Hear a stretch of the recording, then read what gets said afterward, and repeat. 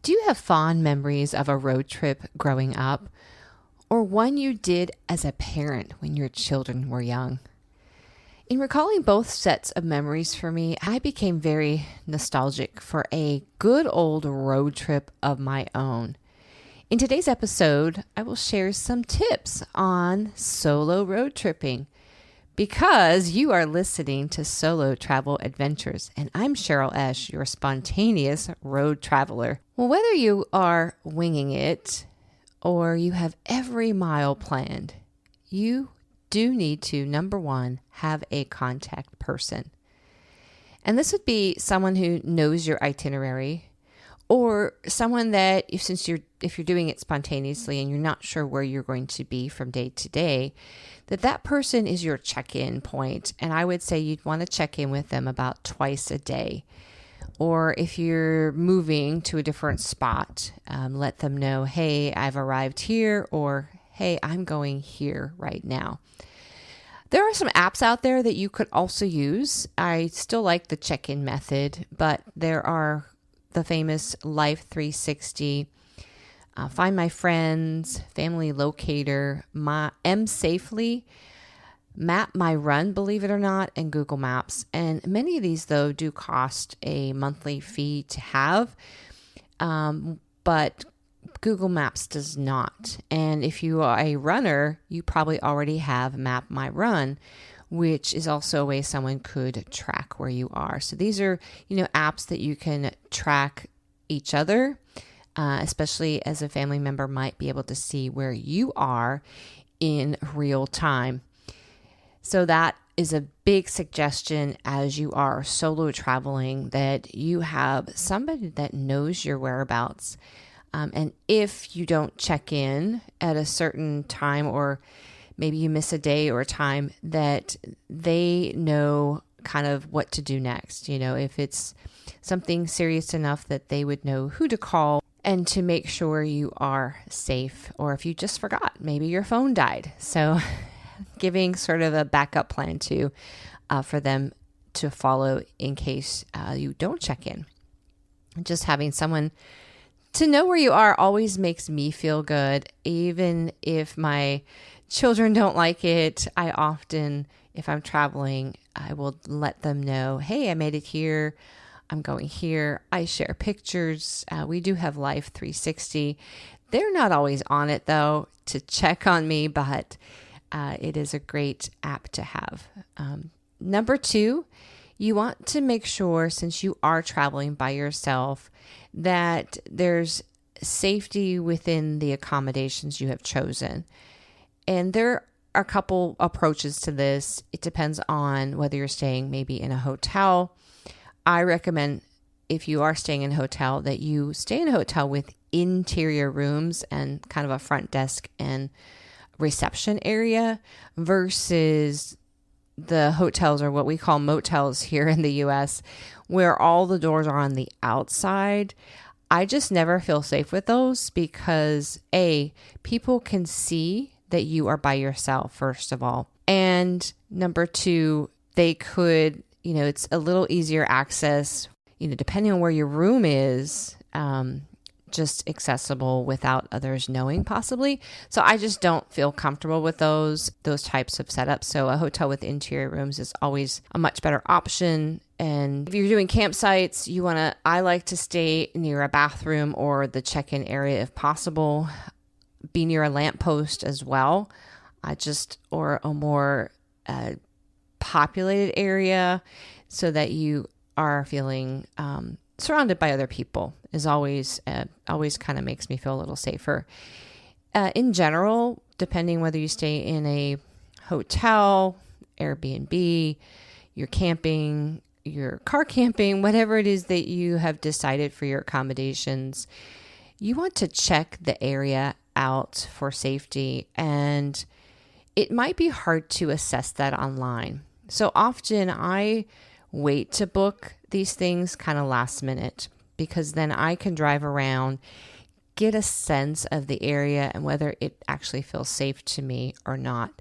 So that could be an idea. I've also recommended in the past that you could use Google Maps and use the satellite version or the street version to also get a better sense of the place online, because they could post beautiful pictures of the bedrooms and whatnot, but the outside area, I mean, it could be just next door to some place that has bars on the windows, or a just not a safe area possibly. So something to consider as you look at that. Now, I will car camp.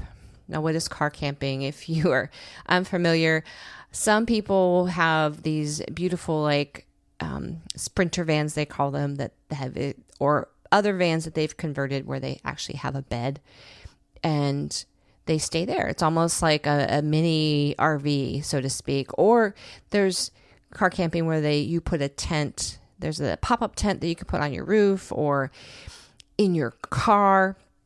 So I actually do quite a bit of car camping. Even if I pick a campsite, sometimes I'll hop in my car to sleep because maybe the noise is too much. I've noticed as I've gotten older that I'm definitely more sensitive to noise. And I'm not talking about outside cricket noises. I love that noise. I'm talking other people noise. For example, I did do a campsite over near July 4th weekend here in the U.S. And unfortunately, that night was super noisy. People were setting off fireworks really late, and it wasn't even July 4th yet. And then someone had their motorcycle and a dirt bike driving around the campsite, really noisy and loud. And so I prefer the encompassing feeling I have when I car camp versus in a tent. Honestly, I actually feel safer because I can lock my doors, right? But car camping, if you don't get into a campsite, so to speak, and utilize car camping, I have parked in safe parking lots, a place that has, for example, truck stops. Other truckers are stopped. Typically, that's pretty safe. I love travel centers and Buc-ee's, and there are certain Walmarts that also will do the trick. So making sure you feel safe, and when you car camp, try to make it like I will not get out and crawl through the back. I'll actually stay in my car and crawl from the front seat to the back so no one can tell that I'm actually sleeping in my car. Just some tips if you decide to do car camping, which I love to save money. And I actually feel safe in my car. So that's sort of tips that I use, safety in your accommodations. With this trip, I do actually have a trip coming up, and I'm going to do a combination of, I have a hotel my first night, and then 2 nights I'll be in a state park, which I will car camp. And I bought myself an actual interior mattress that fits in the back part of my Jeep. And then I'll stay in another hotel on my 4th day or so. And then I haven't decided really what I'm going to do on my last night. I'll be headed home. So we'll see what happens there. But either way, I make sure I'm safe. I feel safe in my accommodations. Number 3 tip is that you want to download maps. I say download them on your phone so that if you lose GPS, so you kind of download them so that you can access them, what's called offline, in case you're in a dead zone or I do recommend paper maps, which I'm headed to here in the U.S. We have what's called AAA, where I can get maps. And back in the day, just bringing up memories of those lovely triptychs that AAA used to give to us. I don't even know if they do that anymore, but I just have some regular state maps to help me. I love to see things kind of from a broader view. And it's really hard, not just, small on your phone, but even if I were to look at a map on my laptop, I just can't get all the views I want to see when I'm trying to just do a road trip and spontaneously plan, oh, that looks like an interesting place. And then I can look it up. So download those things so you have them on your phone if you lose GPS or lose service, so to speak. I would also recommend downloading any kind of podcast, music, or audiobooks that you also may want to listen to. So they're already downloaded on your phone before you leave, because you never know when you kind of, again, lose service. And it's nice to have those things already pre-downloaded. Number 4, I always pack emergency items in my car. And this would include a battery charger, so I don't have to ask somebody to jump my battery. It's a self-contained item. A tire pump and even a patch. First aid kit. I always keep a blanket, and a regular blanket and a thermal blanket in my car. Because it's still summertime here, I have this little portable fan, which will be useful as I do some car camping this trip. A power bank, definitely one of those. And of course, all your necessary chargers, but a power bank, if you happen to forget your chargers, it could be a great way to power your phone and potentially anything else like laptop or anything that else that needs charged. Number 5, before you go, please make sure your car is in good shape for a road trip. For example, before you leave, check your tire pressure, your oil, does it need changed? Check your washer fluid, and how are your brakes? So just making sure all that is in good order before you hit the road so that you're not having to deal with that while you're on the road. And there's so much more I could talk about as far as maybe it's packing items, but the bottom line is road trips are an awesome way to take a trip. You don't even need to do a whole lot of planning. I think as long as you know your destination, you can probably go from there. Or if you don't want to go far, you just want to get out of town maybe for a weekend, look at your town. And I would say, draw this like circle, kind of a certain radius, right? And think, 3 hours or 5 hours away, however far you want to drive, and see what's in that area that you have not explored yet. I love the idea of a road trip because there's so much flexibility and freedom in the whole idea of a road trip.